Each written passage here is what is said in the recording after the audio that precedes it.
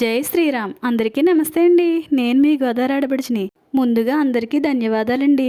ఇప్పటికి 1000 మంది సబ్స్క్రైబర్లు అయ్యారండి. చాలా ఆనందంగా ఉందండి. ఇదంతా కూడా మీ అందరి సపోర్ట్ వల్లేనండి. ఇంతమంది సబ్స్క్రైబ్ చేసి నన్ను ఆదరించినందుకు చాలా కృతజ్ఞతలండి. ఈ శుభ సందర్భంలో మనం కలకండ స్వీట్ తయారు చేసుకుందామండి. ముందుగా ఒక ఇత్తడి పళ్ళాన్ని తీసుకుని స్టవ్ వెలిగించి ఆ స్టవ్ మీద ఆ పళ్ళెం పెట్టి పాలు పోసుకోవాలండి. మేము 2 లీటర్ల పాలు అయితే చేస్తున్నామండి. ఈ పాలను పెట్టిన మొదటి నుంచి లాస్ట్ వరకు కూడా ఇలా గరిటతో తిప్పుతూనే ఉండాలండి.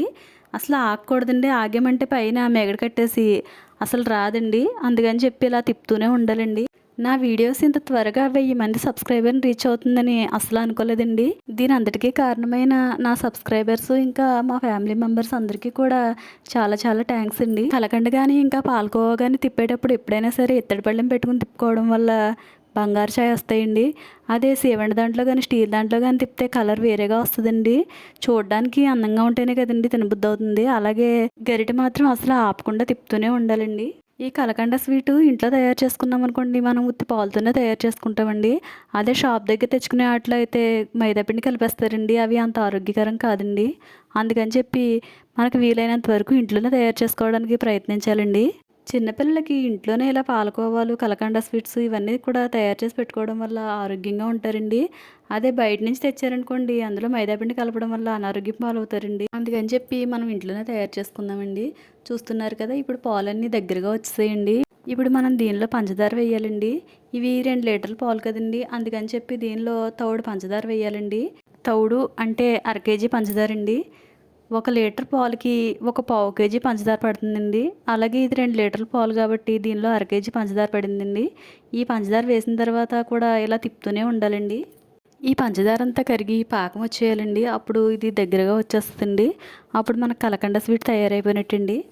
గరిటె మాత్రం అలా ఆపకుండా తిప్పుతూనే ఉండాలండి. చూస్తున్నారు కదా, మీరు వీడియోలో చూస్తున్న విధంగా ఇలా తిప్పుతూనే ఉండాలండి.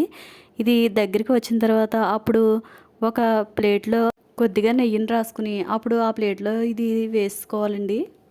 ఇప్పుడు మీరు చూసే విధంగా ఇలా దగ్గరికంటా వచ్చేయాలండి. ఇప్పుడు దీన్ని మనం ప్లేట్లోకి వేసుకోవచ్చండి. మనం కలకండ తయారు చేసినా ఇంకా పాలకోవా తయారు చేసినా కూడా చిక్కటి పాలే కావాలండి. చిక్కటి పాలు ఉండడం వల్ల ఇవి బాగా వస్తాయండి, తొందరగా అవుతుందండి. పాలకోవా కానీ ఇంకా కలకండ కానీ ఇలా తిప్పడం కోసం 2 గంటలు టైం పడుతుందండి. చూస్తున్నారు కదండి, ఇప్పుడు కలకండ రెడీ అయిపోయిందండి. ఇప్పుడు మనకు నచ్చిన షేప్లో ముక్కల కింద కట్ చేసుకోవాలండి. కట్ చేసి అలా వదిలేయాలండి. చల్లారిన తర్వాత అప్పుడు తీసుకోవాలండి, లేకపోతే విడిపోతాయండి. ఏదైనా శుభ సందర్భం వచ్చినప్పుడు ఎక్కువ శాతం కేకులు తెచ్చుకుని కట్ చేసుకుని వాళ్ళ హ్యాపీనెస్ని అందరితోనే పంచుకుంటారండి. కానీ నేను ఇలా కలకండను తయారు చేసి దాన్ని కట్ చేసి నా ఆనందం మీ అందరితోనే పంచుకుంటున్నానండి. కేకుల కంటే ఇలా పాలతో తయారు చేసుకున్న కలకండ ఎంతో మేలండి. అందుకని చెప్పి నేను ఇలా కలకండ తయారు చేశానండి. ఫాదర్స్ డే రోజున మా నాన్నగారు వీడియో పెట్టానండి. ఆ వీడియోతోటే నాకు 1000 మంది సబ్స్క్రైబర్ రావడం చాలా హ్యాపీగా ఉందండి. నా సబ్స్క్రైబర్స్కి, నా ఫ్యామిలీ మెంబర్స్కి, నా ఫ్రెండ్స్కి అందరికీ కూడా మరోసారి ధన్యవాదాలండి. నన్ను ఇలాగే ఇంకా ఆదరిస్తూ ఉండాలని మనస్ఫూర్తిగా కోరుకుంటున్నానండి. ఇలాంటి మంచి మంచి వీడియోలు మరెన్నో మీ ముందుకు తీసుకొస్తానండి. ఇప్పుడు కలకండ స్వీటు తయారైపోయిందండి. చూస్తున్నారు కదా, మనం షాప్లో తెచ్చుకుంటే ఎలా అయితే ఉంటుందో అలాగే తయారైందండి ఈ స్వీట్ కూడా. అయితే మనం మైదాపిండి వేయకుండా చేసామండి. అందుకే టేస్ట్ కూడా చాలా అద్భుతంగా ఉందండి. మీరు ఈ వీడియోని పూర్తిగా చూసి మీకు నచ్చినట్టయితే తప్పకుండా లైక్ చేయండి. మీరు ఇంకా సబ్స్క్రైబ్ చేసుకోకపోతే తప్పకుండా సబ్స్క్రైబ్ కూడా చేసుకోండి.